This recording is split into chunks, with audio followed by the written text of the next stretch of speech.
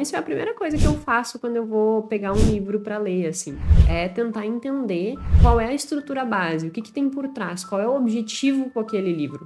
Um objetivo sem uma ação é apenas uma abstração. O nosso sistema 2, quando ele está atento, é como se a gente perdesse a capacidade de ver outras coisas. E isso é bom, porque faz com que a gente tenha foco e a gente consiga ampliar o nosso desempenho. Mas, por outro lado, nós também nos tornamos míopes, nós deixamos de ver muitas coisas. Se a gente quer tomar melhores decisões, por exemplo, no consumo, eu quero ter maior consciência de consumo, aprenda a se fazer perguntas. Se nós entendermos que quando nós avaliamos as nossas vidas, nós avaliamos de forma distorcida, a gente começa a limpar a nossa lente e olhar e dizer assim, peraí, pode ser que eu esteja distorcendo.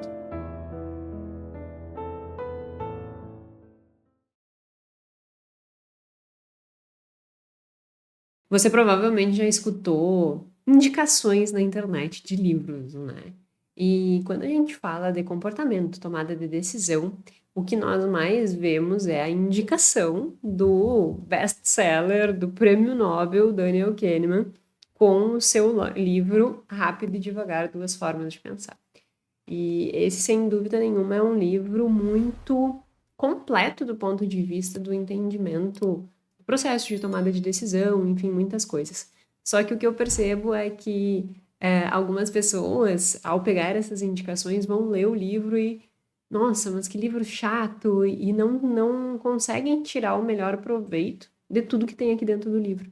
E como eu tenho feito uma forma diferente de estudar, que é lendo os livros e marcando com post-it e depois fazendo um mapa mental desses post-its que eu vou colocando ao longo do livro, isso tem gerado muitas dúvidas, né, Jéssica? Como que tu organiza a tua leitura? Como que tu consegue gravar todas as coisas que tu lê? Que eu não consigo, só fazendo uma letra. Mas tem coisas que eu uso que me ajudam. Jéssica, isso é validado cientificamente? Isso não necessariamente. Eu nunca estudei a fundo estratégias de leitura, mas é o que funciona muito bem para mim.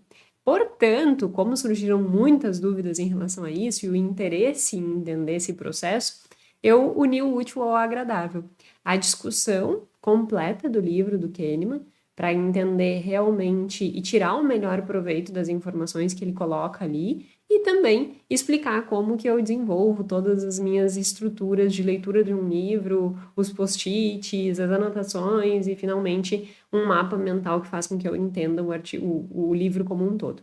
Então, o objetivo desse podcast são dois objetivos, né, nesse podcast. O primeiro, nós realmente entendermos o que o Kahneman queria nos dizer dentro do livro e o que nós podemos tirar proveito disso para nossas vidas, entendimento do processo de tomada de decisão, entendimento de como que nós podemos fazer melhores escolhas com o nosso dinheiro, entendimento de como nós podemos minimizar os erros que nós cometemos e também finalizar com o que ele discute sobre bem-estar, que é a partir disso, entendendo o processo de tomada de decisão, como que a gente chega no bem-estar. Então, esse é um mecanismo ao qual nós vamos discutir olhando pelo ponto de vista do livro e da aplicabilidade dele. E concomitantemente, no que eu vou explicando todas essas questões do livro e o entendimento da aplicabilidade nas nossas vidas, eu também vou explicando como que eu construo essas leituras e como que essas leituras elas vão me ajudando a concatenar todas essas ideias e ter tudo isso de uma forma bem acessível para que quando eu pense e busque um conteúdo em específico, eu consiga rapidamente identificá-lo e também para que isso ajude a ir construindo um mapa mental dentro da minha cabeça sobre os assuntos. Então, esse será o tema do podcast de hoje. O livro Rápido e Devagar, o entendimento dele e a aplicabilidade nas nossas vidas, como que a gente pode tirar o melhor proveito disso para fazer melhores escolhas e alcançar o bem-estar. E, concomitantemente, essa questão de como que eu faço essa leitura e quais são as estratégias que eu uso. Se você está aqui pela primeira vez, seja muito bem-vindo. Nós estamos no 63º episódio do podcast Mais Que Finanças. Se você já é da casa, meu muito obrigada por estar aqui toda semana acompanhando e espero que tirando o melhor proveito do que eu trago aqui.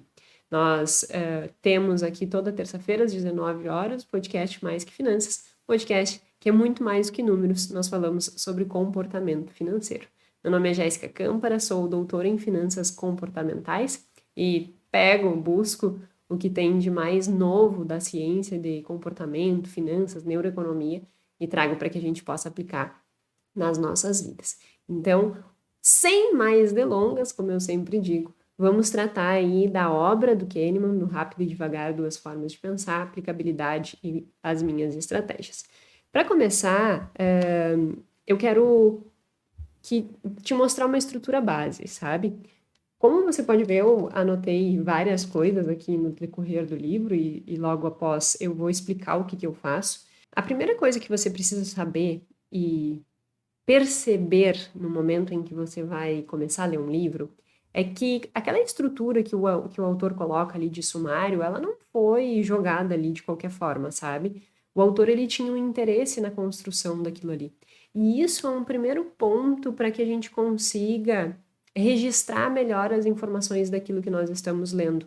Entender essa estrutura por trás do que o autor pensou para organizar aquilo ali. Eu, particularmente, gosto muito de fazer mapas mentais e eu sempre olho um livro e penso assim, nossa, seria muito mais fácil se os autores explicassem a lógica que eles adotaram, o motivo pelo qual o livro está escrito nessa estrutura, quais são os objetivos e o que ao longo do processo, ao lendo dentro daquela estrutura que foi montada, o que isso vai trazendo de maior consciência e também levando a melhores escolhas. No caso do Rápido e Devagar, por exemplo, que tem como objetivo essa questão de tomarmos melhores decisões, não só no dinheiro, mas nas nossas vidas, e atingir o bem-estar, ou a satisfação como um todo, né? Que bem-estar subjetivo, quem já assistiu aqui, eu já fiz um episódio explicando sobre isso. Bem-estar subjetivo é essa questão de felicidade, de tristeza e de satisfação com a vida como um todo.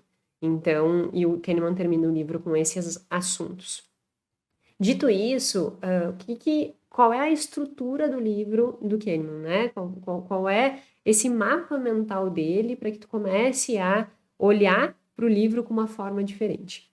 Ele subdivide o livro em 5 grandes partes. E como eu disse, essa seleção e hierarquia de como que ele ia construir não foi construída simplesmente porque ele achou bonitinho fazer nessa ordem. Tem uma lógica por trás dessa ordem. Qual é a lógica? Primeiro eu vou falar geral e aí depois a gente vai entrando ponto a ponto em cada uma. Obviamente eu não vou conseguir falar sobre o livro inteiro, porque seria, né, inviável. O livro é grande e tem muita informação, mas a estrutura base eu quero trazer para que tu tenha uma melhor compreensão e tire melhor proveito disso para as tuas decisões. Então, o livro ele é subdividido em 5 grandes partes, e essas 5 grandes partes, elas seguem o seguinte raciocínio. O Daniel Kahneman ele começa explicando os 2 sistemas, que é o sistema 1 e o sistema 2. E aí, eu logo já explico do que se refere cada um deles. Mas isso, ele está explicando a base do processo de tomada de decisão de uma forma simplificada. Porque quando a gente vai olhar do ponto de vista biológico, a gente não consegue separar o nosso cérebro em tomada de decisão lenta e tomada de decisão rápida, que seria o sistema 2 lento, o sistema 1 rápido. E a gente não consegue fazer essa subdivisão. E muitas pessoas acabam criticando o posicionamento do Daniel Kahneman por dizer assim, como que tu separa nossas decisões em rápidas, deliberativas, intuitivas e lentas, desculpa, o deliberativo não é no sistema 1, né? Em rápidas, intuitivas e lentas e deliberativas, se a gente não consegue identificar exatamente isso dentro do nosso cérebro. E no final do livro ele diz que o objetivo dele não é ser coerente do ponto de vista biológico, mas, por outro lado, é que ele consiga, de uma forma simples, explicar como que nós tomamos decisões. Então, o objetivo não é ser fidedigno ao nosso cérebro. O objetivo é que, a partir do que ele compartilha, nós consigamos ter o entendimento de como que a gente funciona, de uma forma simplificada, mas extremamente didática para que a gente possa aplicar nas nossas vidas. Então, ele parte desse entendimento chave, assim, como que nós tomamos decisões, a grosso modo, né? Sistema 1, que é esse rápido, que é esse intuitivo, que é esse que vai tirar impressões das coisas, e esse sistema mais lento, mais deliberativo, mais analítico, que é o sistema 1. E aí ele faz toda a discussão em cima disso, para explicar qual é a repercussão disso nas nossas escolhas diárias. O que o sistema 1 faz e o que o sistema 2 faz. Então, a primeira parte do livro, ela é reservada para essa explicação-chave, porque a partir desse entendimento é possível que a gente consiga compreender de forma mais simples o restante que vem. Porque percebe só, então ele explicou essa forma que nós funcionamos. Na segunda parte, ele vai falar das heurísticas e dos vieses. O que são heurísticas e vieses? As heurísticas são atalhos mentais. O que são atalhos mentais? É como se fossem regras de bolso. Pensa que tu precisa sair da tua casa para ir para o trabalho. Quando tu tenta buscar um atalho para ir para o teu trabalho, isso é como se fosse uma heurística. É quando tu busca a resposta mais rápida, a resposta mais acessível, a resposta mais simplificada para coisas que por vezes são complexas. Eu dei um exemplo daí para o trabalho, mas nós poderia que acaba sendo, né, não é um exemplo maravilhoso, mas só para ficar a análise de um atalho, né? E por isso que eu dei o exemplo do caminho. Mas no final das contas é isso que uma heurística faz. A heurística ela vai buscar ter uma resposta rápida a determinadas circunstâncias, só que essa resposta rápida nem sempre vai ser a mais correta. E ela vai fazer com que, nesse processo de fazer simplificações, ela pode levar a erros, que são os chamados vieses. Então, ele discute todos os erros. Então, olha a lógica acontecendo. Ele parte de um geral, explicando como que, a grosso modo, nós tomamos decisões. Eles entram nos erros das nossas decisões, que são as heurísticas e vieses. Partindo desses erros, ele vai discutir toda uma parte de excesso de confiança e como que nós sobrevalorizamos a nossa opinião e aquilo que a gente entende, nossa visão do mundo, muito mais do que estatísticas, muito mais do que informações reais, evidências válidas, como que essas heurísticas e esses vieses acabam desencadeando também esse excesso de confiança e quais são as repercussões disso. Isso já é a terceira parte. A quarta parte, ele vai adentrar numa parte mais detalhada de como que nós efetivamente fazemos escolhas. Então, os processos aos quais nós acabamos cometendo erros e acertos, mas ele vai discutir fortemente a teoria da perspectiva, o padrão quádruplo, que são coisas que vão dar um maior detalhamento para como que nós fazemos escolhas. E, finalmente, a partir de todo esse arcabouço, né, de discussões, ele vai chegar no último capítulo discutindo os dois eus, que nada mais é do que esses aspectos de a vida que eu estou vivendo agora e a vida que eu lembro, as experiências que eu lembro. E ele discute toda uma parte de bem-estar. Eu estou falando o geral rápido só para te entender a lógica. A lógica eu parto, então, do entendimento mais geral de como nós fazemos escolhas e como que funciona a nossa tomada de decisão. Eu entro nos erros que, a partir desse processo automático, que é o sistema 1, eu vou cometer, que são as heurísticas e os vieses. Essas heurísticas e vieses, elas também podem surgir por causa do meu excesso de confiança e também desencadear outros erros. Então, eu tenho coisas que são gerais, heurísticas e vieses gerais, e eu tenho essas que vêm do excesso de confiança, que é muito mais individual, digamos assim, porque pode ser que eu não seja uma pessoa que tem excesso de confiança, eu não vou cometer esses mesmos erros, mas tem esse entendimento. Depois, ele vai explicar melhor, na parte 4, realmente, os métodos, os modelos de tomada de decisão diante de risco, e finalizar chegando na vida, né, na construção de uma vida feliz, digamos assim. Então, percebe que o objetivo dele, se nós olharmos do início ao fim, era como tu funciona, a partir de como tu funciona, quais são os erros que tu comete, por que que tu comete esses erros, e aí ele explica a teoria da perspectiva, que é a base da teoria das finanças comportamentais, e como mesmo diante desses erros tu pode viver uma vida mais feliz. Então essa é a estrutura. Esse é um mapa mental que tu tem que pensar do livro, sabe? Eu parto de uma parte geral de como eu faço essas escolhas, os erros que eu cometo, como que a partir desses erros eu consigo entender melhor as minhas decisões e a partir disso ter uma vida melhor. Então, tem por trás da construção, tem um objetivo com essa hierarquia. E isso é a primeira coisa que a gente tem que entender, tanto do ponto de vista de tirar melhor proveito do que a gente está lendo, quanto também de conseguir manter essas informações na nossa cabeça e a partir da manutenção das informações na nossa cabeça, nós conseguirmos registrar aquilo que a gente estuda, aquilo que a gente aprende, porque se simplesmente tu lê sem entender essas lógicas, e todo livro tem essas lógicas, sabe? Isso é importante a gente perceber. Todos os livros vão ter uma lógica por trás da estrutura que eles foram construídos. Aquele sumário, ele não tá ali de graça. Ai, que bonito, achei que essa ordem vai funcionar. Não.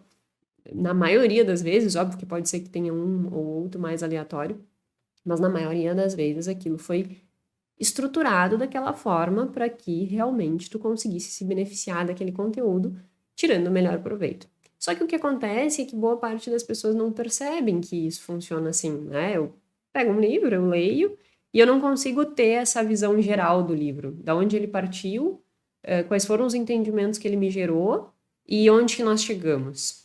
E se tu conseguires fazer esse entendimento, vai ser muito melhor para ti. Então, isso é a primeira coisa que eu faço quando eu vou pegar um livro para ler, assim. É tentar entender qual é a estrutura base, o que tem por trás, qual é o objetivo com aquele livro. O autor queria o quê? Porque se eu sei o que o autor queria, eu consigo construir isso. E é muito interessante, né? Se tu provavelmente vai parar e pensar assim, mas isso é óbvio, como é que eu nunca parei para pensar sobre isso? É que quem vem da academia, como eu, né, desse meio de faculdade, mestrado, doutorado, nós somos muito treinados a olhar método. O que é método? Método é uma estrutura. Esses dias eu até coloquei no Instagram isso. Me perguntaram numa caixinha se eu faria de novo mestrado, doutorado e tal. E eu disse que eu faria 1000 vezes, né? Inclusive tenho interesse ainda de fazer um pós-doc. Por quê? Porque muito além do conteúdo que eu aprendi, tem uma outra coisa que me beneficia muito ao ter feito mestrado e doutorado, que é justamente esse entendimento de método. O que é um método, né? É tu conseguir ter essa visão organizada das coisas. Um artigo, por exemplo, ele sempre vai partir de uma introdução. Nessa introdução eu tenho que ter um problema a responder, um objetivo. Então, nessa introdução eu vou partir do mais geral para o específico. Vou fazer a contextualização, vou definir meu objetivo, e o meu objetivo está embasado numa pergunta de pesquisa. Ou seja, eu tenho um interesse, eu tenho um objetivo de responder uma lacuna, como nós falamos, que é uma pergunta que a ciência ainda não respondeu, ou que eu posso fazer uma pequena contribuição dentro do que já existe. Então, a introdução é sempre isso. A partir da introdução, eu vou fazer um desenvolvimento. Tá, eu tenho a introdução, eu tenho a contextualização geral, eu tenho um problema, eu tenho um objetivo a alcançar. No desenvolvimento, eu vou dar um embasamento técnico para que eu consiga responder essa minha pergunta. Portanto, assim, eu vou conseguir entender qual é a teoria por trás daquilo ali, o que me levou àquele conhecimento, quais são as respostas que nós já temos, e a partir dessas respostas que nós já temos, o que eu preciso avançar naquele sentido. Então, eu vou conseguir entender como se fosse, assim, entender como que está o contexto na discussão daquele tema, naquele problema que eu quero responder. Aí eu vou conseguir ter essa contextualização mais geral, assim. A partir disso, eu vou chegar no método. O que é um método? Tá, eu já tenho o meu problema, eu já tenho o meu objetivo, eu tenho um embasamento técnico para responder esse meu objetivo. Agora, como que eu vou desenvolver o meu estudo para que eu realmente chegue nessa resposta? Quais são as estratégias que eu vou adotar? Qual é a ação que eu vou empregar? Porque é o que eu sempre falo, um objetivo sem uma ação é apenas uma abstração.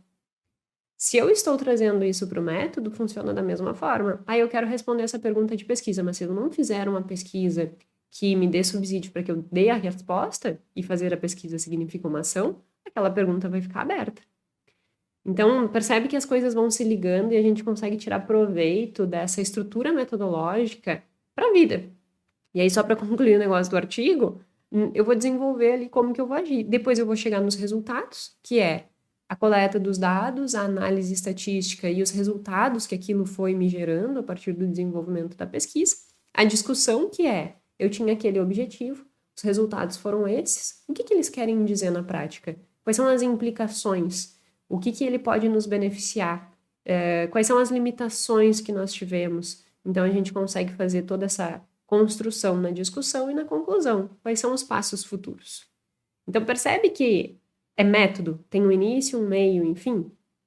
E quando a gente tem essa visão, a gente consegue replicar isso para tudo, inclusive para a leitura de livros. Porque eu consigo olhar para o livro e eu consigo perceber essas estruturas. E quando eu consigo perceber essas estruturas, é como se fosse montando na minha cabeça uma estrutura geral, assim, e ao fazer isso eu consigo gravar melhor. Porque, ó, ele partiu daqui, foi para lá, e chegou nessa conclusão. E isso facilita muito esse entendimento. Então, tenta sempre fazer essa análise inicial. Qual é o objetivo do autor com esse livro? O que ele quer com esse livro? E, a partir disso, qual é a estrutura que ele montou para chegar nessa resposta? Esse, por exemplo, do Daniel Kahneman, Rápido e Devagar, Duas Formas de Pensar, ele queria nos apresentar como nós tomamos decisões, quais são os erros que nós cometemos nesse processo e como entender esses erros e entender algumas coisas também pode facilitar com que nós tenhamos uma melhor vida. Então, percebe que tem um objetivo por trás? Só que se a gente não for por objetivo por trás, nós vamos começar a ler e a gente vai achar chato. Por quê? Porque tem um monte de conceitos, como tu não juntou tudo num negocinho, parece que os conceitos estão soltos na tua cabeça, e aí fica aqui pra lá, pra cá, pra lá, e tu não entende nada. Então, ao fazer isso, tu vai ter uma melhor concatenação dessas ideias e tirar esse melhor proveito. Isso é um primeiro ponto, tá? Agora, entendendo essa estrutura base, eu quero, antes de irmos para as outras estratégias, explicar os post-its e tal, eu quero que a gente consiga se aprofundar em cada um desses grandes grupos, dessas partes que o livro teve, e entender cada uma delas e ver como que a gente pode tirar, então, finalmente, melhor o proveito delas para que a gente possa tomar melhores escolhas. E aí a gente começa na parte 1. Eu anotei aqui várias coisas, por exemplo, ó, só para vocês terem uma ideia. Esse aqui é o meu mapa mental geral. Quem está no YouTube vai conseguir ver, quem está no Spotify, a única coisa que eu estou mostrando é uma folha de ofício com um resumão geral. Então, eu sempre faço isso. Eu entendi a ideia central do livro, eu desenho um mapa mental bem sucinto, né, bem curtinho, mas que me propicia ter essa imagem geral. E muitas vezes eu chego no entendimento do que é a estrutura base do livro fazendo isso aqui. Não é simplesmente assim, tá bom, entendi o geral do livro e agora eu vou desenvolver um mapa. Não, por vezes, no desenvolvimento do mapa que eu chego nas respostas. Isso é bem interessante. E aí, agora a gente vai, então, a partir dessas anotações gerais que eu fiz, tentar entender cada uma dessas partes e a implicação dessas partes para o nosso dia a dia. Para começar, na parte 1 do livro, que é onde ele discute esses dois sistemas, o sistema 1 e o sistema 2, ele parte de uma ideia geral, que é explicar o que é o sistema 1 e o sistema 2. Depois, ele mostra aplicações práticas disso, por exemplo, atenção, que para que eu consiga deixar o meu sistema 2 ativo, eu preciso de atenção. Então, tem um experimento bem simples que, se tu colocares aí no YouTube, tu vai conseguir achar, que é gorila, foco, atenção e gorila. Eu acho que se tu colocares isso, tu já vai conseguir encontrar. E aí eu já falei aqui, é um exercício em que ele pede assim, conta quantas vezes a bola de basquete vai ser passada de uma pessoa para outra. E aí tu fica focado tentando contar quantas vezes a bola passa, e no que tu tá contando, um gorila passa pela frente, assim, sabe? E o gorila passa e depois eles perguntam, né? Viu alguma coisa diferente ao longo do experimento? Não vi nada. Mas passou um baita gorilão, assim, na frente e a pessoa não consegue perceber. Por quê? Porque a atenção estava direcionada para a contagem da bola e não para ver o resto. Então, ele mostra que o nosso sistema 2, quando ele está atento, é como se a gente perdesse a capacidade de ver outras coisas. e isso é bom, porque faz com que a gente tenha foco e a gente consiga ampliar o nosso desempenho tendo foco, mas por outro lado, nós também nos tornamos míopes, nós deixamos de ver muitas coisas. E aí ele traz essas explicações. Então, a base dessa parte um é realmente esse entendimento. Uma coisa que eu acho importante dizer dessa parte um é a seguinte. Quando ele discute o sistema 1 e o sistema 2, ele faz uma referência muito interessante a crenças. Porque o que acontece? Isso é um outro ponto que faz muitas pessoas acharem o livro chato. O Daniel Kahneman, ele não tem um storytelling muito avançado. O que eu quero dizer com isso? Ele não é um autor que ele vai desenvolver grandes histórias para contar determinado experimento ou vai fazer analogias maravilhosas para dar uma explicação. Ele é mais técnico, ele é mais direto. Então, ele vai explicar um conceito, ele larga o conceito em um parágrafo, ele explica um experimento que foi feito com aquilo ali e ele te dá a resolução. Então, na medida que tu vai lendo, tu vai percebendo que em uma página tem muito conteúdo. Tanto é que eu tô lendo, que eu li agora esse livro pela segunda, terceira, não, acho que já foi quarta vez eu li o livro, e eu peguei coisas agora que eu não tinha pego das outras vezes, porque cada linha, nossa, eu não tinha percebido isso. E uma das coisas que eu não tinha percebido antes, nesse primeiro capítulo, é a introdução do aspecto das crenças na discussão do sistema 1 e 2. O que ele explica? E eu estou trazendo esse assunto porque semana passada eu falei de crenças, e aí eu acho muito interessante fazer essa analogia. Quem não viu o episódio da semana passada, é o episódio 62, e lá eu falo sobre crenças. Olha só, ele explica que o sistema 1, que é esse sistema rápido, que é esse sistema associativo, ele brinca até que é uma máquina associativa. Por quê? Porque todas as experiências que tu vai tendo na tua vida vão fazendo com que tu registre experiências, e a partir do registro dessas experiências, tu vai conseguir fazer analogias, digamos assim. Tu vai fazer associações. E a partir dessas associações, você vai conseguir tirar conclusões. Só que essas conclusões, elas nem sempre são pautadas na racionalidade. Boa parte dessas avaliações que tu está fazendo vão partir do teu sistema 1, ou seja, elas vão ser super rápidas. Tu não precisa, por exemplo, olhar para uma pessoa que está com uma cara triste e pensar para fazer uma análise sobre o estado de espírito dela. Tu olha para ela e diz assim, nossa, essa pessoa tá triste. Tipo, é automático, sabe? Então, essas impressões que o sistema 1 faz, elas são automáticas. E aí, o que acontece? A partir dessas impressões, ele direciona um comportamento a ser executado. Bom, essa pessoa tá triste. Será que não é legal da minha parte perguntar se tá tudo bem, se eu posso ajudar? Aí, neste processo, tu levou para o sistema 2. Então, olha só o que acontece. O sistema 1, ele teve a primeira impressão. Ele fez a associação, porque tu já sabe qual é a cara de uma pessoa triste. E aí, quando tu te fez uma pergunta, a pergunta ativa o sistema 2. Quando eu faço essa pergunta, será que eu devo ajudar? Eu estou ativando meu sistema 2, porque eu estou alterando a minha atenção para aquela situação e eu estou refletindo qual vai ser a minha decisão dali para frente. Quando eu faço isso, a pergunta ativa o sistema 2, eu penso. Se o meu sistema 2 disser assim, não, vai lá e pergunta realmente se tá tudo bem, se pode ajudar em alguma coisa e tal. E aí tu vai lá e pergunta. Quando tu tem esse comportamento e o teu sistema 2, ele confirmou a impressão inicial do teu sistema 1, e a gente fala que ele conseguiu deliberar, né? Ou seja, o sistema 1, ele deu uma sugestão e o sistema 2 endossou essa sugestão, ou seja, validou essa decisão. No que o sistema 2 faz essa validação, ao fazer esta validação, isso é um aspecto que vai tornando aquilo uma crença. Olha que interessante. Por quê? Porque é como se a minha impressão inicial, ela estivesse fazendo uma sugestão. Se essa sugestão é aceita pelo meu lado mais racional, digamos assim, eu começo a perceber aquilo como um caminho certo a ser seguido. aquilo começa a se tornar uma verdade absoluta para mim. Então, quando o sistema 2 endossa o que o sistema 1 disse, isso se concretiza numa crença.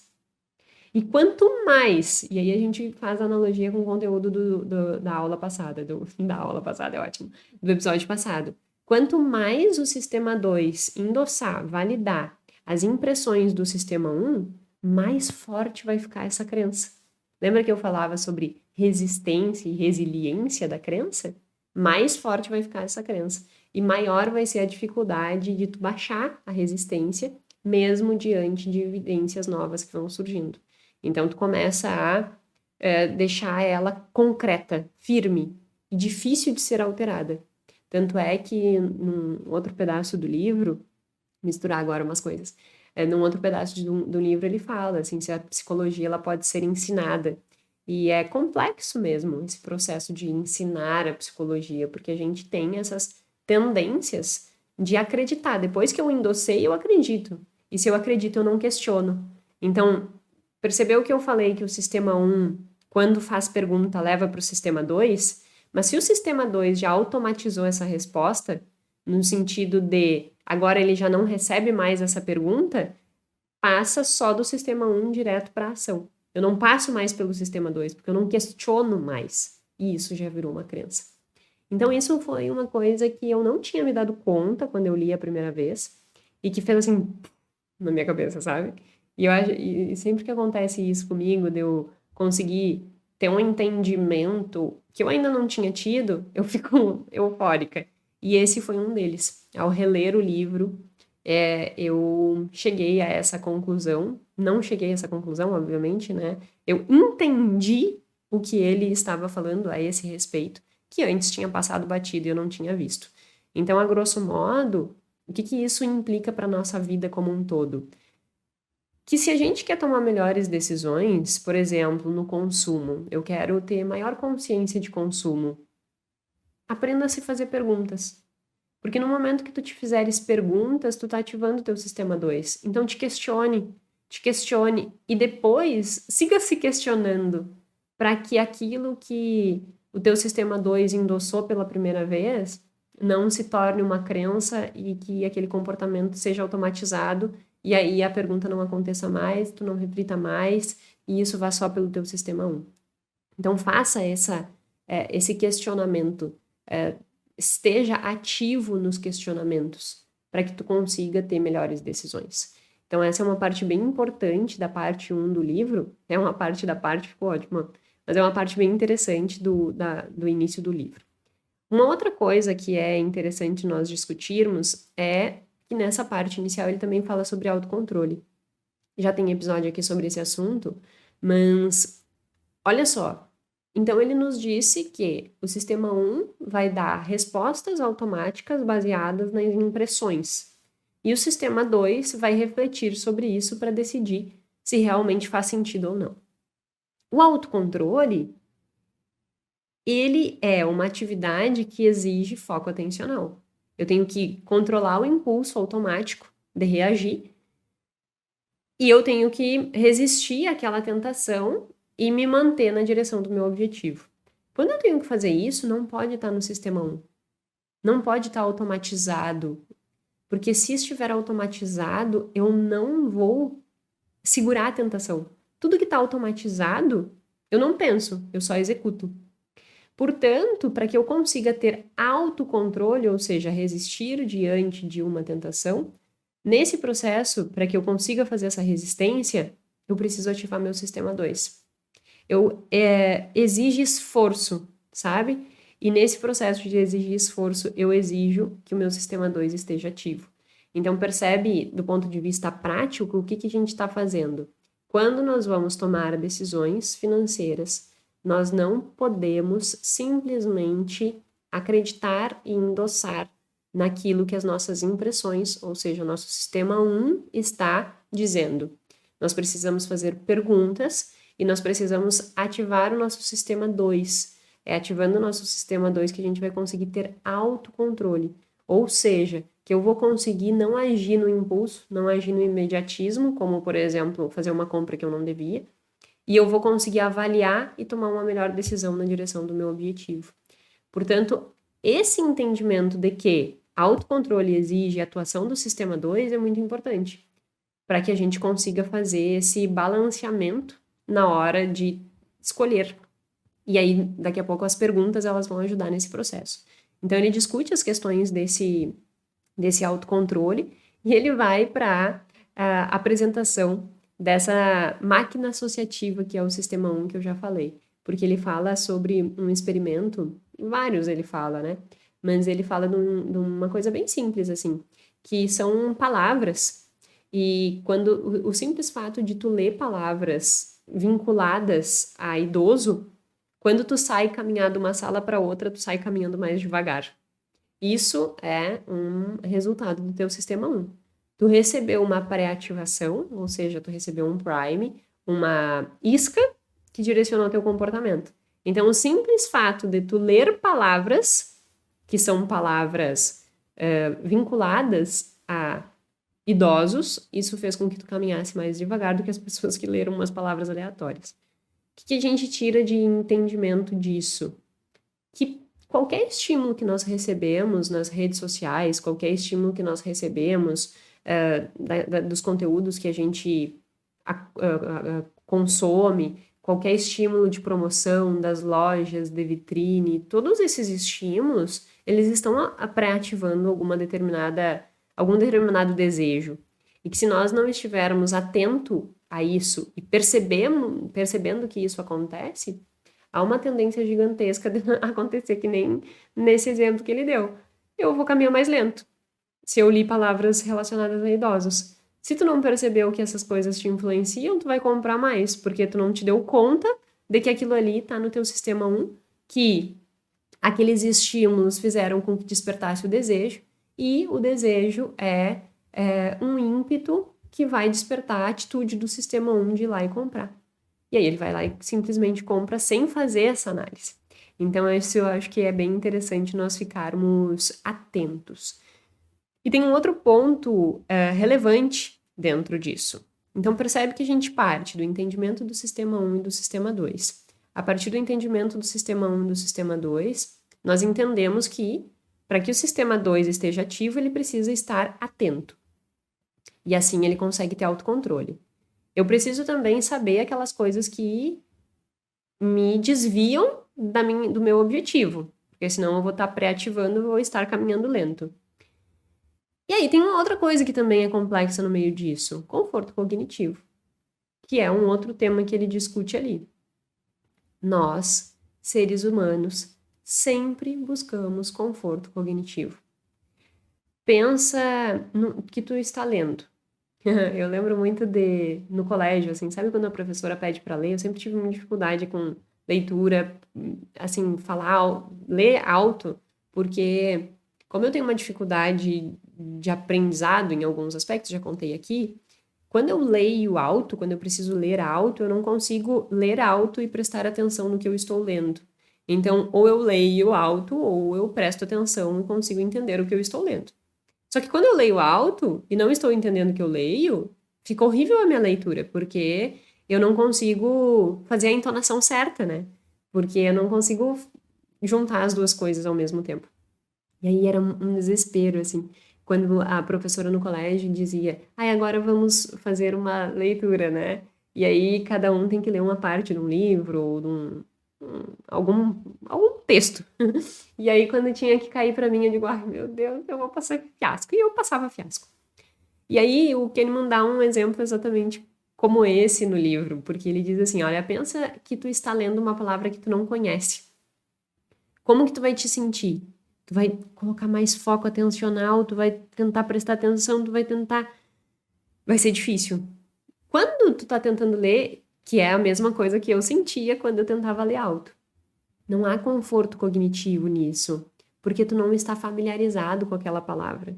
Porque eu não estou familiarizada a ler alto e conseguir entender o que eu estou lendo ao mesmo tempo. É um desafio para mim isso. Então, isso não me gera conforto cognitivo. Assim como para ti, ler uma palavra diferente não te gera conforto cognitivo. Pensa na primeira vez que você leu paralelepípedo. Provavelmente tu parou e disse assim, para aí, paralelepípedo. Agora, hoje em dia, se tu enxergar essa palavra, tu vai ter uma facilidade de falar paralelepípedo. Só que na primeira vez que você leu isso, foi quase um trava-línguas. Isso é conforto cognitivo. Então, o conforto cognitivo, ele vai gerar essa sensação de familiaridade. E essa sensação de familiaridade vai fazer com que tu vá levando mais para o sistema 1. Por exemplo, aquilo que tu não conhece, aquilo que tu não tem já uma resposta automatizada, vai gerar esse desconforto cognitivo e tu vai ter que pensar, refletir. Aquilo que já está familiar com o teu dia a dia vai te exigir, não vai te exigir essa análise. E aí tu vai agir de forma mais automática, porque tu já está automatizada, a resposta já está automatizada.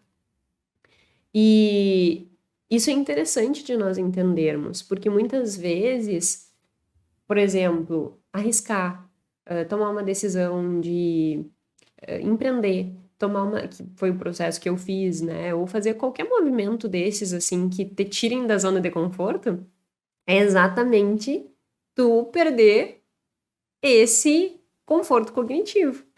Como tu não quer perder esse conforto cognitivo, porque isso gera esse desconforto, tu te mantém, às vezes, fazendo exatamente as mesmas coisas, cometendo os mesmos erros, porque é familiar para ti. Qual é o grande risco? Exatamente esse, eu cometo erros, mesmo que eles não me beneficiem, porque esses erros são familiares. E mesmo que estejam erradas, eu me sinto confortável ao tomar essa decisão. E obviamente que muitas vezes tu nem percebe isso, mas isso acontece. E isso é uma resposta do teu sistema 1, que foi selecionado evolutivamente, porque se a gente for pensar em nós como caçadores-coletores, quanto maior segurança, melhor. Eu queria dormir bem, eu não queria dormir pensando que um leopardo ia me pegar. Então eu quero dormir bem. E essa segurança, ela foi positiva. Da mesma forma que o estresse foi positivo, porque sem um nível de estresse eu não me movimento. Mas então conseguir ponderar isso, sabe? Entre o conforto cognitivo e o estresse necessário para que eu consiga responder e movimentar-me. Então, isso é uma outra discussão que ele traz também. A partir disso, ele vai trazendo várias outros conceitos e ele conclui essa parte 1 nessa pegada de que nós sempre estaremos nesse movimento de fazer associações. Então, tudo aquilo que a gente aprende, nós vamos registrando. Esses registros é como se fosse uma biblioteca, ele não dá esse exemplo, mas eu gosto de dar. É como se tu fosse numa biblioteca e nessa biblioteca tivessem vários livros.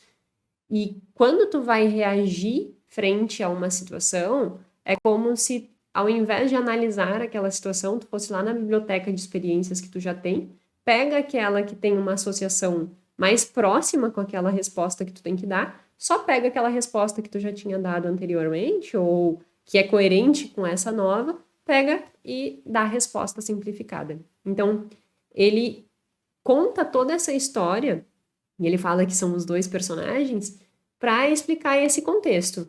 É você indo lá na sua biblioteca de experiências, de aprendizado, pegando a resposta mais rápida que você entende como parecida com o que tu tem que fazer agora, tu vai lá e dá aquela resposta e segue para frente. Então, essa máquina de associação, que é o nosso processo de tomada de decisão, parte desse aspecto, de tu buscar essas respostas automáticas. Para que a gente consiga melhorar, a gente precisa não ter a resposta automática. Então, se fazer perguntas pode ser uma estratégia interessante. Diante desta apresentação, ele traz assim, ok, se nós sempre estamos dando essas respostas automáticas, pegando e fazendo essas associações, pode ser que tenha um dado momento que quando eu fui lá na minha biblioteca e peguei aquela resposta que eu já tinha lá e entreguei nessa nova situação, pode ser que a resposta que eu tenha entregue não tenha sido a melhor resposta. Foi só uma simplificação. Eu peguei o que tinha lá e entreguei.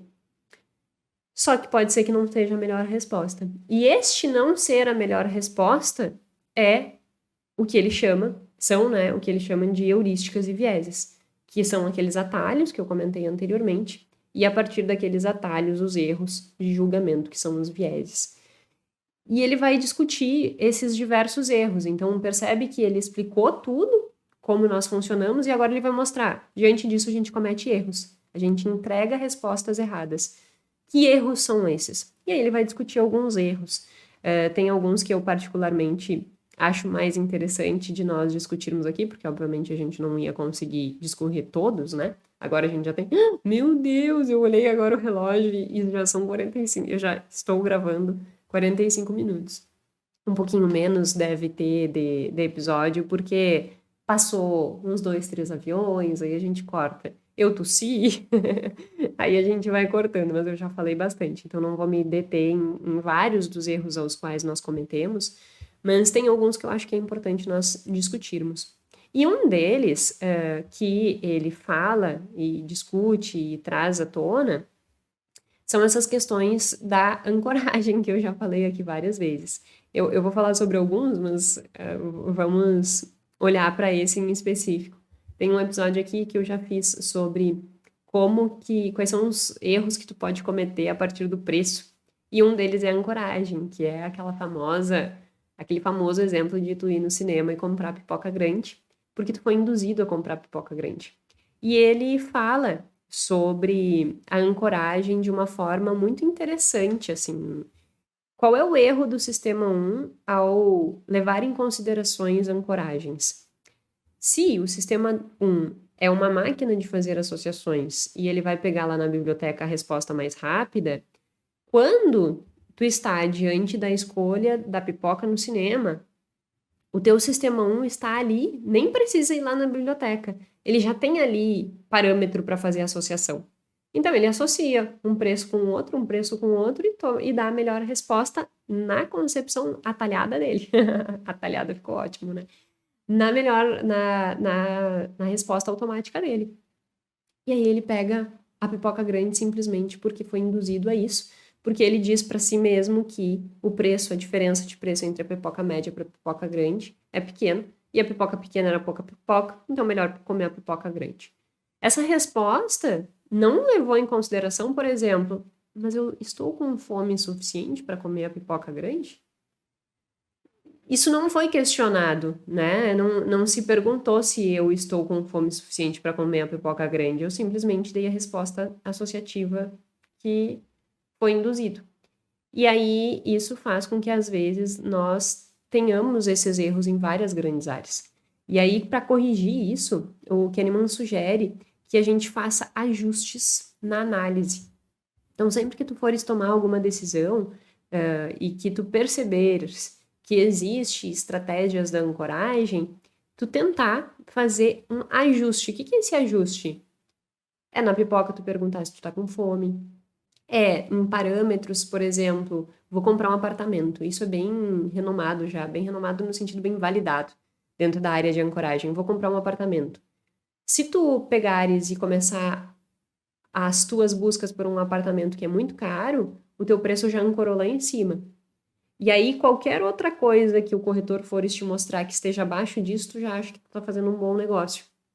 Então, antes de sair a tua busca, estabeleça o teu preço do teu orçamento, para que tu seja menos suscetível a essas iscas. E aí, isso é um ajuste. Tá, esse é um preço, mas onde nós estamos dentro do meu orçamento? E aí, o que faz sentido dentro do meu orçamento? E antes também é interessante buscar, tá, mas e o que o mercado está oferecendo? Essa metragem com isso é coerente? Para que tu não caia num outro erro que ele comenta ali também, que é o viés do afeto. O que é o viés do afeto?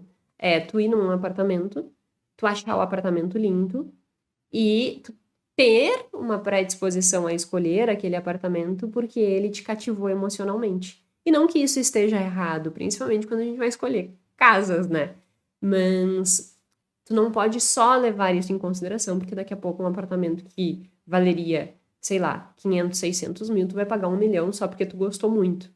Então, esses processos, esses cuidados, são coisas que ele discute nessa segunda parte, para trazer esse entendimento de que nós temos essa tendência a cometer esses erros, e se a gente estiver atento, a gente minimiza esses erros. Embora eliminar completamente esses erros é impossível.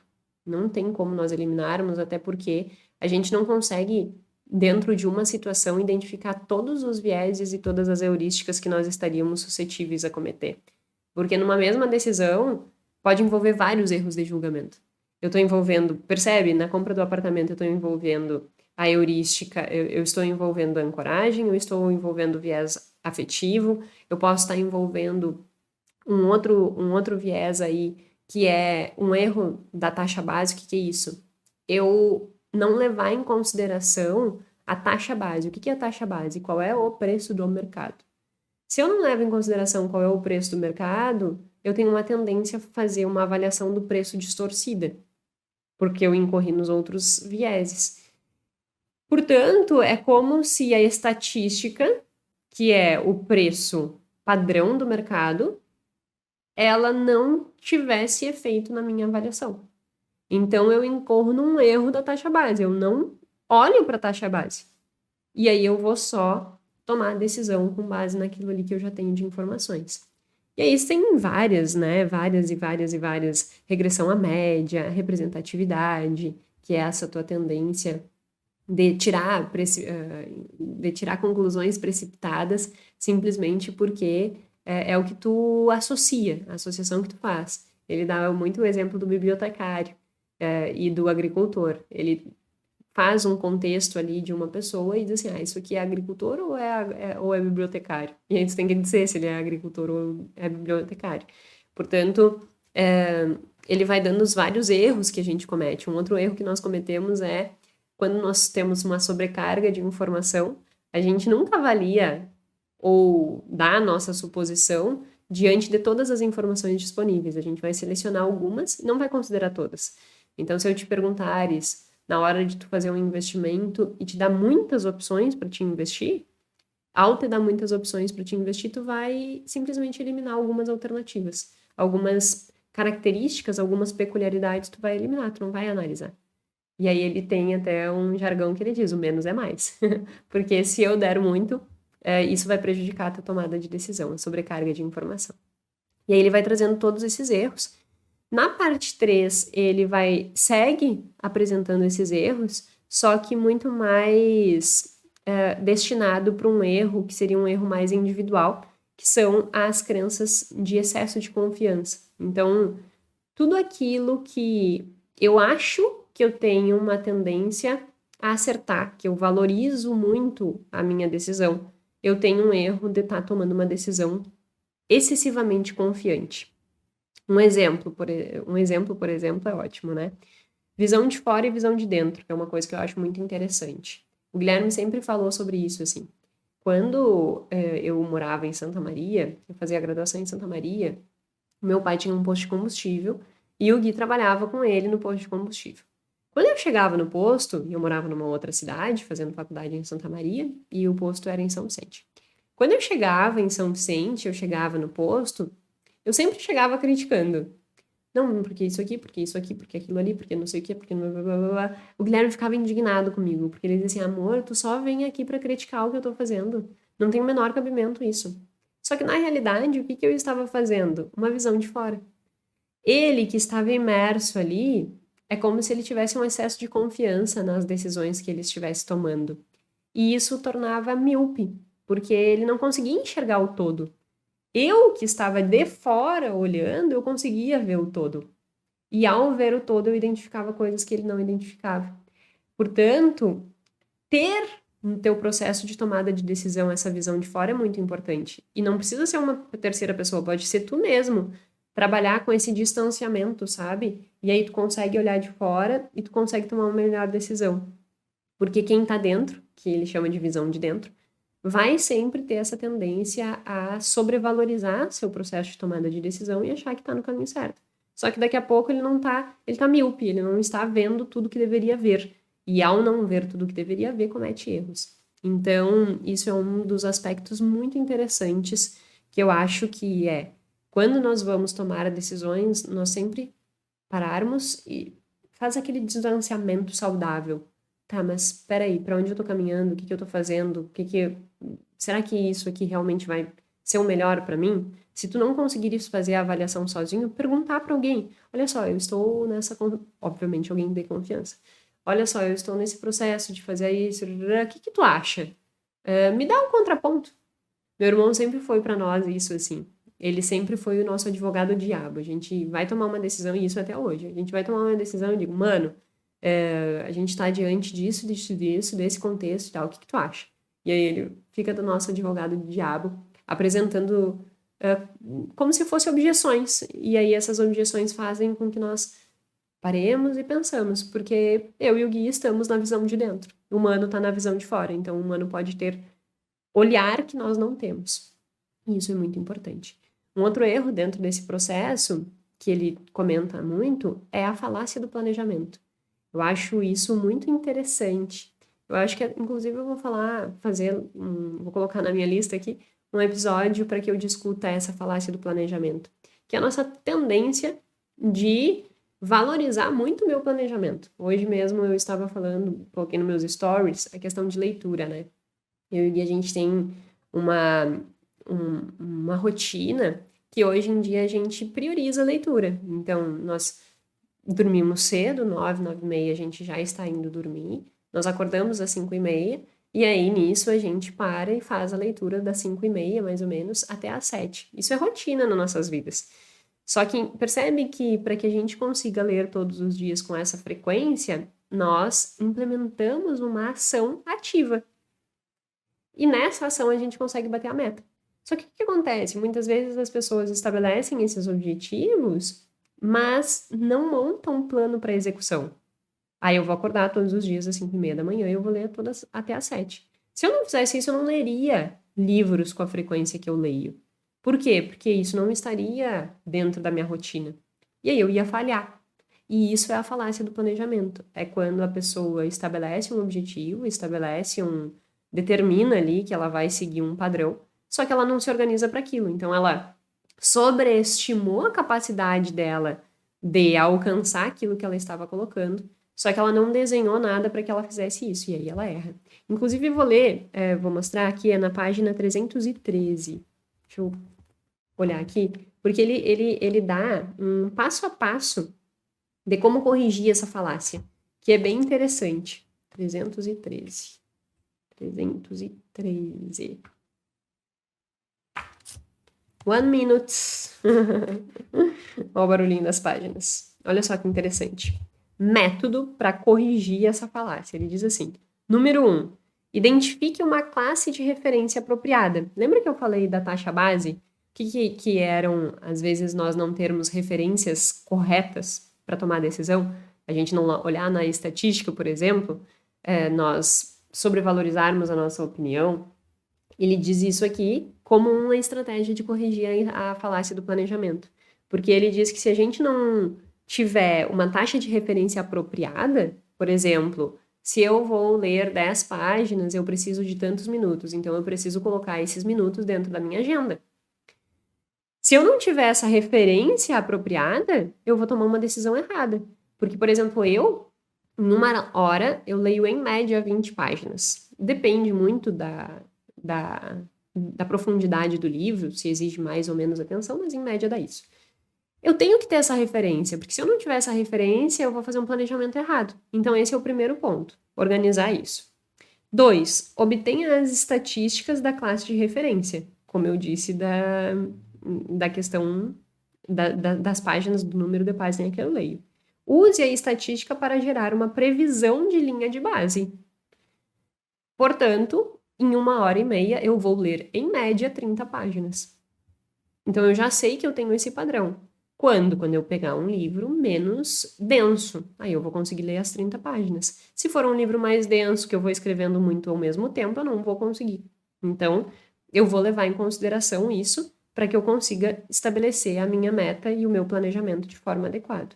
E terceiro, use essas informações específicas sobre o caso para ajustar a previsão da linha base, se houver motivos particulares para esperar que o viés do otimismo seja mais ou menos pronunciado nesse projeto do que em outros do mesmo tipo. O que ele está querendo dizer aqui? Tu estabeleceu, né, pegou a referência, ajustou a linha base e agora eu tenho que olhar para esse projeto específico. O que é o projeto específico? É, por exemplo, o tipo de livro que eu estou lendo. Pode ser que para esse tipo de livro que eu estou lendo, eu preciso de mais tempo para ler o mesmo número de páginas. Então, e se isso nós aplicarmos a parte de planejamento financeiro, vai funcionar da mesma forma. Se tu colocares que tu quer investir 2.000, 3.000, 4.000 reais por mês, qual é a tua linha base? Pega teu orçamento passado e analisa. Tá, mas dentro do meu orçamento passado é coerente? Porque senão tu vai te frustrar. Então, isso é uma coisa que o excesso de confiança faz com que a gente erre muito na hora de fazer planejamento. E aí ele discute sobre essa questão e traz essa solução que eu acho muito interessante. Depois dessa discussão profunda dos erros que a gente comete, ele entra na explicação das escolhas sob risco, que é o processo de tomada de decisão de investimento, por exemplo. Mas o exemplo do investimento é só um exemplo mesmo, sabe? Porque qualquer decisão que nós formos tomar está envolvendo risco. E aí ele discorre sobre a teoria da perspectiva e o padrão quádruplo. Eu já falei muito hoje, não vai dar tempo de eu explicar. O padrão quádruplo, por exemplo, é um avanço da teoria da perspectiva. Já temos episódios aqui explicando sobre a teoria da perspectiva, não temos episódio explicando sobre o padrão quádruplo, mas eu vou fazer um episódio específico sobre isso. E, por exemplo, assim, o padrão quádruplo é bem interessante, que ele fala sobre, dentro da teoria da perspectiva, nós acabamos muitas vezes sendo avessos ao risco para ganhos e propensos ao risco para perdas. O que isso quer dizer? Se eu estou diante de um ganho, eu prefiro o ganho certo, eu não quero arriscar. Mas se eu estou perdendo, eu já estou perdendo mesmo, vamos arriscar e ver o que dá. E o padrão quádruplo, ele vai falar que, ok, esse é o padrão geral, mas depende da probabilidade, depende das porcentagens de ocorrência de cada um dos cenários. Por exemplo, o seguro que tu faz para o teu carro. Por que tu faz seguro do teu carro se a probabilidade de ocorrência de um desastre é pequena? E aí ele diz assim, olha, para probabilidades pequenas, como o risco de tu bater o carro e perder o carro, para probabilidades pequenas de perda, eu tendo a ser avesso ao risco, que é inverso do que eu disse antes. Por quê? Por que eu tendo a ser avesso ao risco? Porque eu vou pagar um valor baixo, entre aspas, porque eu não quero aquela perda gigante. Então eu quero evitar aquela perda gigantesca. E aí eu quero fazer o meu seguro.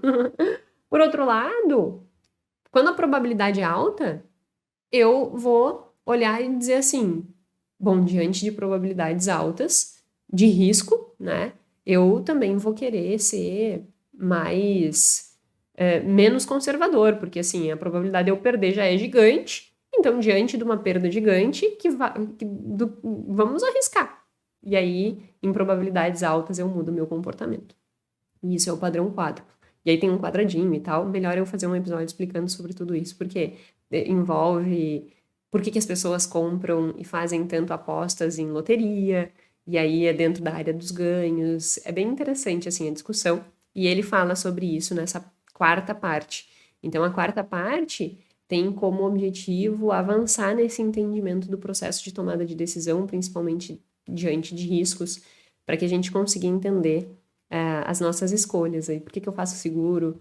Por que muitas pessoas acabam indo para a loteria?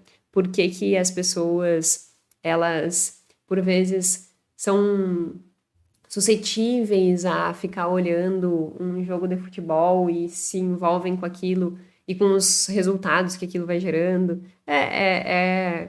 Posso fazer um episódio só sobre essa quarta parte. E a partir de todas essas discussões, que é, então, como eu tomo decisões no geral, quais são os erros que eu cometo, e a partir desses erros, como que eu faço escolhas diante de risco, ele entra na última fase, que é os 2 eus, que é justamente discutindo, tá, acontece tudo isso na nossa vida. Como que nós avaliamos tudo isso e como que a gente pode ter uma vida melhor?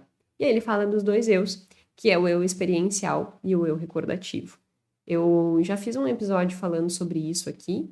Eu falei num episódio que eu discuti empréstimo, se não me engano, financiamento imobiliário.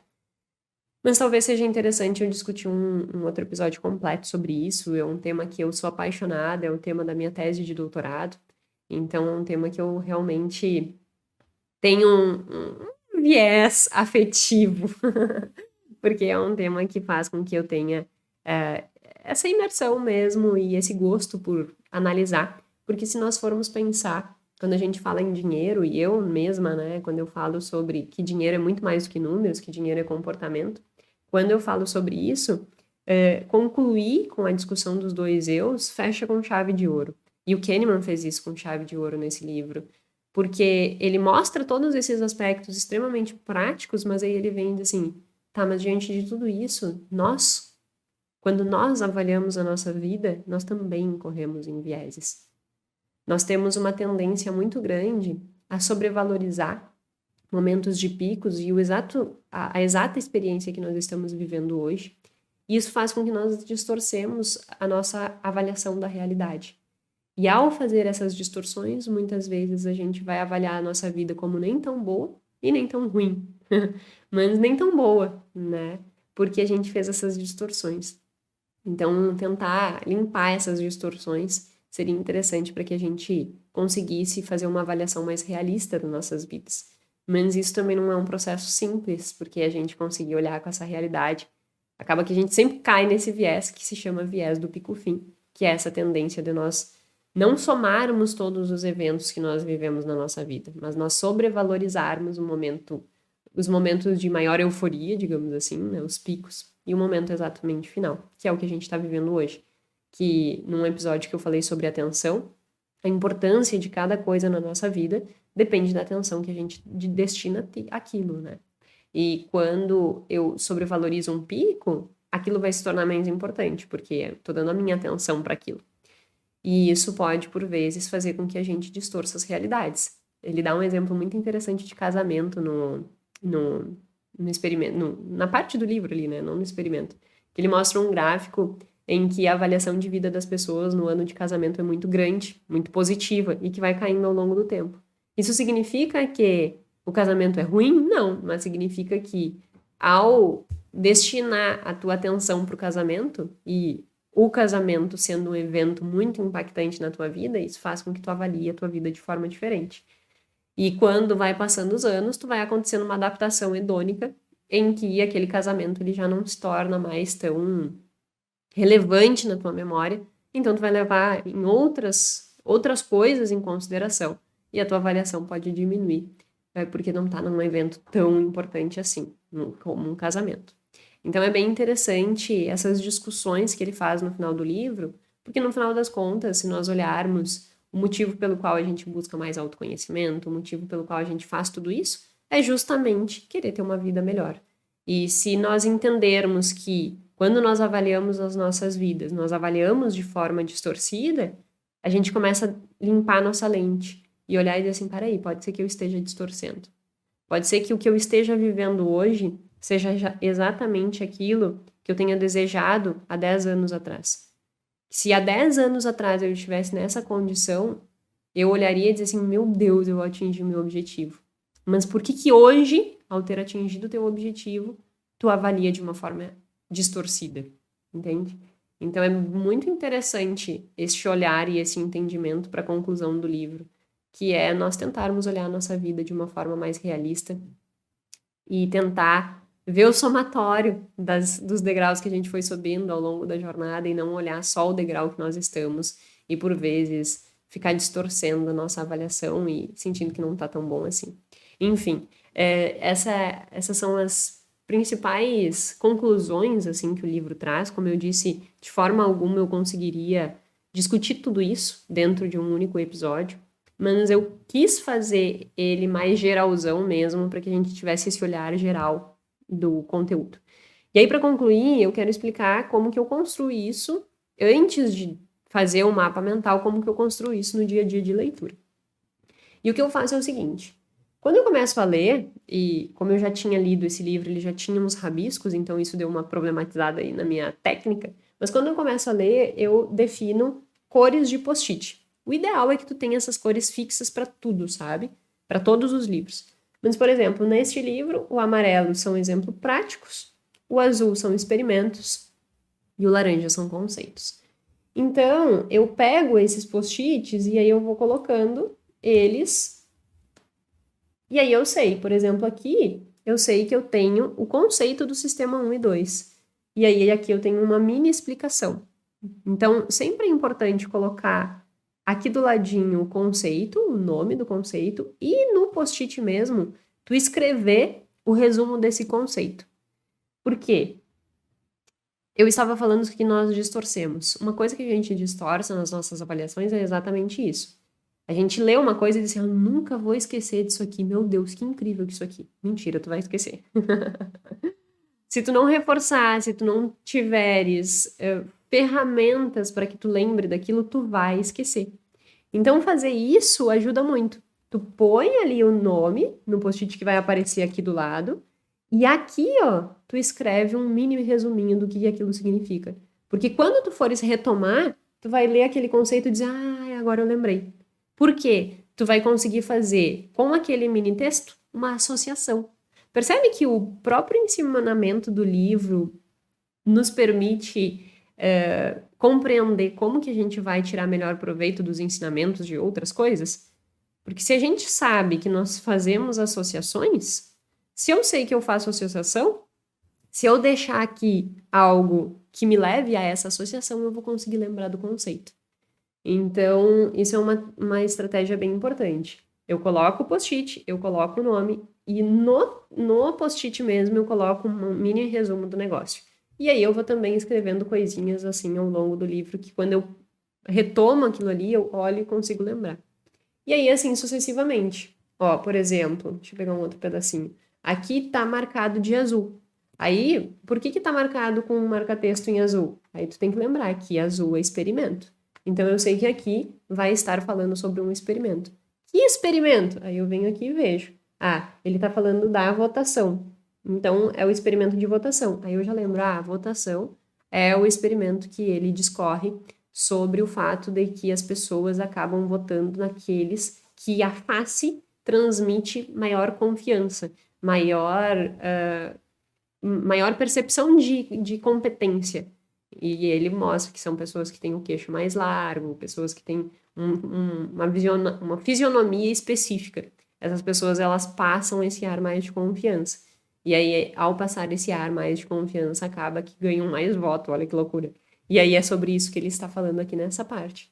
Então, eu marquei aqui, eu elucidei aqui e, ao fazer a associação, eu já lembrei do que se trata. Então, essa é a grande técnica que eu uso, digamos assim. E isso eu vou fazendo ao longo do livro. Aqui tive um problema que faltou post-it, aí acabei fazendo post-it de todas as cores. Mas a ideia é que a gente consiga ter essa construção, assim, mantendo as cores e mantendo de um livro para o outro as cores também, porque isso faz com que a gente tenha conforto cognitivo que a gente aprendeu hoje, e fazendo esse conforto cognitivo facilita as associações. Então percebe que tudo está associado.